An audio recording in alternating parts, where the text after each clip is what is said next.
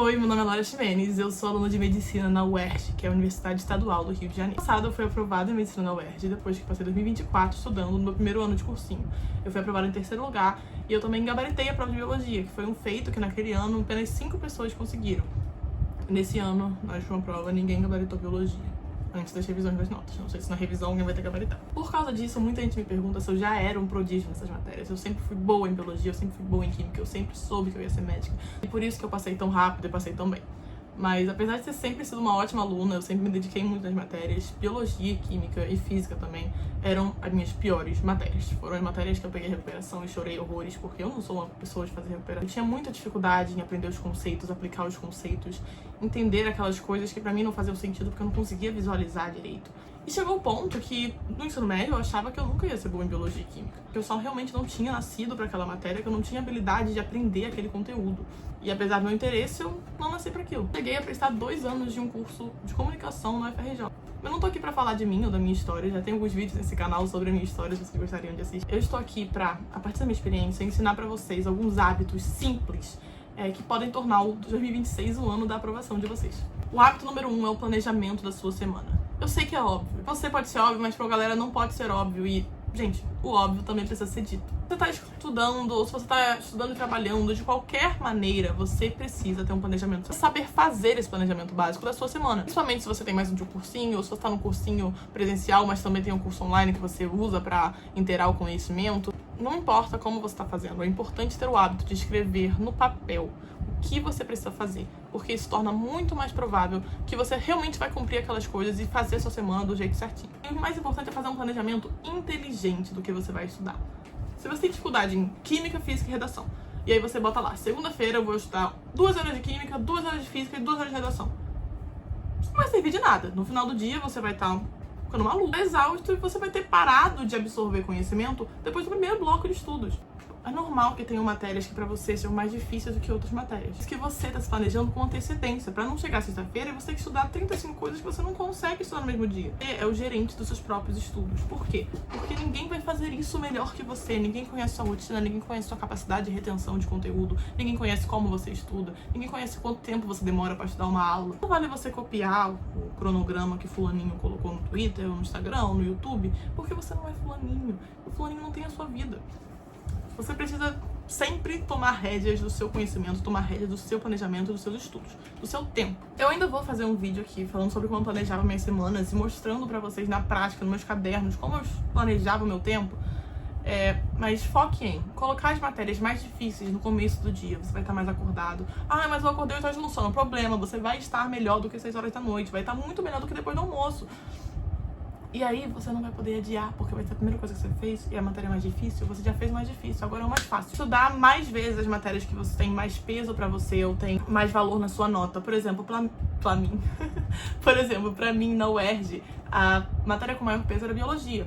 Então, eu estudava Biologia todo dia. Se você fazer no Enem, provavelmente é importante pra você colocar Matemática todo dia, porque Matemática consegue uma nota muito mais alta do que, vamos ver, Física, que tem 15 questões na prova de naturezas, ou Humanas, que tem notas mais baixas regularmente. E o mais importante é lembrar que seu cérebro exige treinamento. Não vai dar certo você sair de 0 horas de estudo por dia para 8 horas, 10 horas de estudo por dia. Quando eu comecei a estudar, eu comecei estudando 2 horas por dia. Por quê? Porque eu era preguiçosa? Não, porque eu sabia que eu precisava começar a lembrar como estudava. Fazia muito tempo que eu não estava vendo matéria do ensino médio. Fazia muito tempo que eu não sentava para estudar uma matéria que eu precisava decorar. Eu era de comunicação, então era algo muito mais criativo, participativo do que eu realmente estudando uma prova. Então eu comecei com 2 horas por dia e gradualmente foi aumentando. No primeiro mês eu já estava estudando 4 horas, 5 horas no dia bom. No final do ano, tinha dias que eu estudava 12 horas. Não era porque eu estava me forçando, era porque eu conseguia, porque meu cérebro tinha sido treinado aos poucos para aquele tipo de estudo.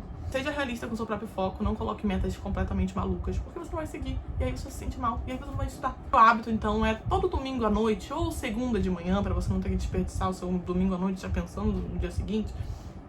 Faça o planejamento daquela semana, distribua o que você precisa estudar nos dias e nos horários, com base na sua realidade. Outro hábito importante é saber por que você está estudando.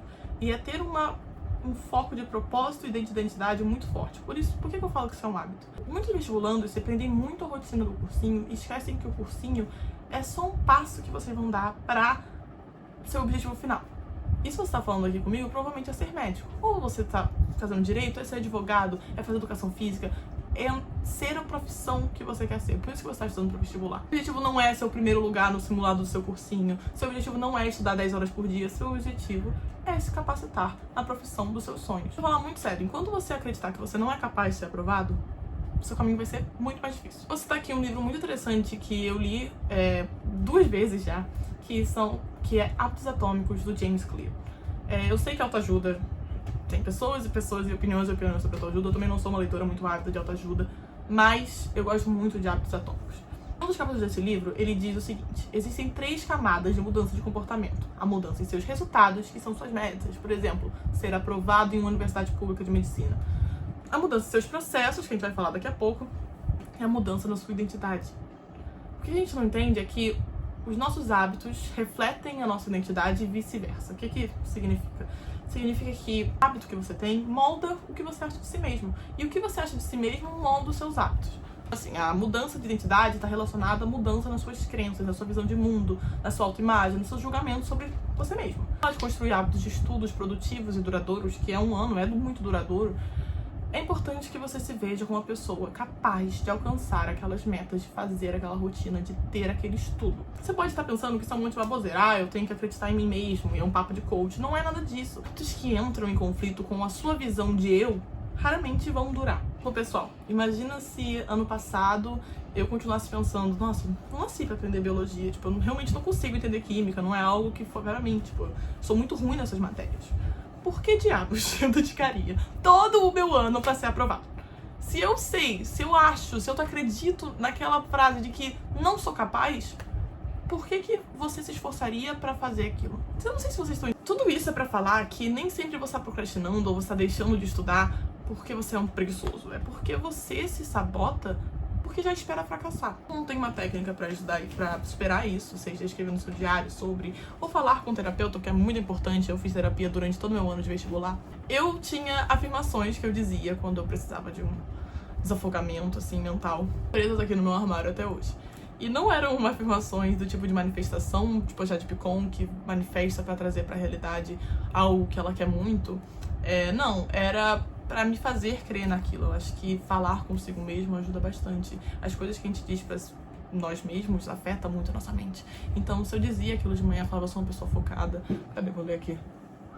Sou uma pessoa focada, eu bloqueio o barulho que me distrai meus objetivos, eu sou focada na minha jornada, eu sou focada na minha visão. Isso me tornava mais focada naquele momento. Claro que pra isso dar certo, você também precisa provar pra si mesmo que aquela crença é real, através de pequenas vitórias, através de estudar um dia, ou de conseguir fazer todos os seus objetivos do dia de estudos, através de tirar uma nota boa no simulado. É como um feedback positivo, que vocês já estudaram em fisiologia, ou se não começaram ainda, vão estudar. Você tem aquela crença e por isso você vai estudar mais e vai se dedicar, e por você estudando mais e vai se dedicar, aquelas pequenas vitórias vão reforçar a sua crença. Você vai acreditar ainda mais naquela sua identidade.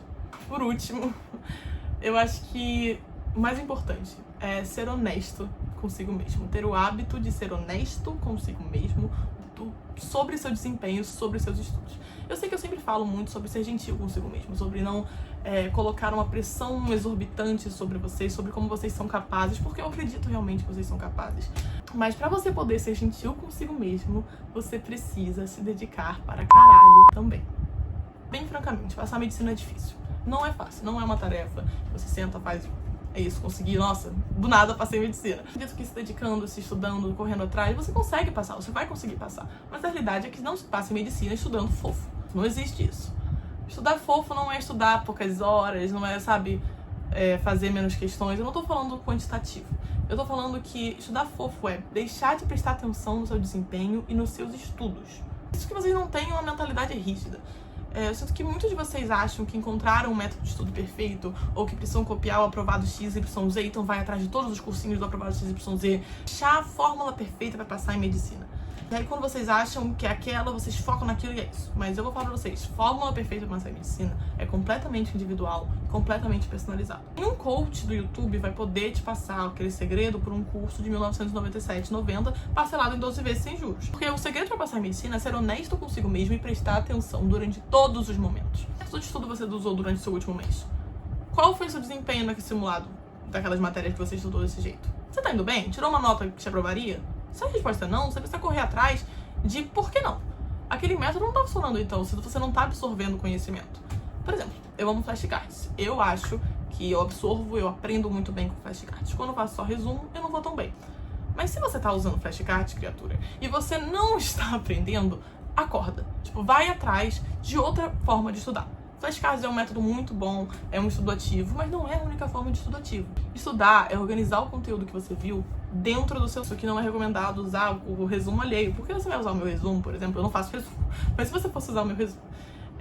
eu organizei o conhecimento do meu cérebro. Você não organizou, você tá lendo aquilo ali e você não está linkando no coisa. É um estudo muito mais passivo. Não é o mesmo nível de aprendizado que eu tive enquanto fazendo aquele resumo pra você. Seja honesto no que você tá aprendendo ou não. Se você não tá aprendendo, alguma coisa precisa mudar. Se você não tá conseguindo seguir o seu cronograma semanal, se você não tá conseguindo seguir o seu planejamento, troca. Se o cursinho online que você tá fazendo não tá deixando aprender, você não se adaptou à didática do seu professor, troca. E eu sei que é difícil falar isso, porque é dinheiro, você gastou dinheiro naquele curso. E se você realmente não tem condições de, procurar outro curso, pelo amor de Deus, ache um professor online que faça curso gratuitamente. Eu posso recomendar o Alan, o Café, tem vídeo no YouTube dele completo, de aulas completas de várias matérias de biologia e química. Tem o Kibio, que faz muito material para a UERJ. Tem o professor Guilherme Goulart, de biologia, que eu também adoro. Vai pro YouTube, acha um professor que você goste. Seja uma pessoa adaptativa nos seus estudos. Não fique preso a algo só porque você começou com aquilo. Faço pra vocês sobre a falácia do custo afundado ou a escalada irracional do compromisso. Existem várias formas de falar sobre essa forma de pensar. A falácia do custo afundado acontece quando a gente continua investindo em algo porque a gente gastou dinheiro. Por exemplo, eu paguei esse curso e eu não tô aprendendo porcaria nenhuma, mas eu vou continuar fazendo, né? Eu vou chegar até o final do curso, porque eu já gastei o tempo, já gastei o esforço, mesmo que não faça mais sentido. É um padrão de comportamento em que um indivíduo ou um grupo, apesar de enfrentar cada vez mais resultados negativos e perceber que aquilo não está funcionando naquela decisão, naquela ação, naquele investimento, continua investindo o seu tempo ali. Eu, Lara, abandonei cronogramas, abandonei planejamentos semanais, abandonei mais de 3 cursinhos diferentes, que eu nem falo muito sobre por eu ter abandonado. Abandonei professores dentro de plataforma, abandonei estratégias de estudo. Eu estava sempre me moldando aos meus resultados. Se eu via que não estava dando certo, amor, eu corria muito rápido. Isso era porque eu era honesta comigo mesma e dizia, isso não tá funcionando. É por isso que o hábito mais importante é refletir sobre os seus estudos sempre que é possível. Claro, tenta seguir o que você começou, porque às vezes a própria constância vai te levar a resultados melhores. Mas se não tá rolando, você precisa ter a consciência de decidir o que vai ser melhor pra você. Então acho que esse é o hábito. Presta atenção. Não dá pra você seguir o seu ano de vestibular no piloto automático. Acorda, isso é muito importante pra você. Importante demais pra você ir acelerando de olhos fechados. Obrigada por me acompanhar até aqui. Meu nome é Lara Ximenes. Você pode me encontrar em qualquer rede social como laraximenes.med. Eu tenho Instagram, eu tenho TikTok, eu tenho Twitter. Por favor, dê um like, se inscreva aqui no canal. Eu vou tentar postar vídeos toda segunda-feira durante o meu período de férias, porque agora eu tenho tempo, né, pra falar com vocês. E quando eu voltar pras aulas, eu vou voltar com os Medvlogs. Esse último semestre eu não consegui fazer porque eu estava muito, muito doente. Eu sinto muito, eu queria muito ter feito mais Medvlogs pra vocês. Eu me divirto muito fazendo Medvlogs. Se inscreva, dê like, a gente vai tentar alcançar 1000 inscritos esse ano. E me siga nas minhas redes sociais, na minha descrição, se esse conteúdo te ajudou. Vejo vocês semana que vem. Beijos!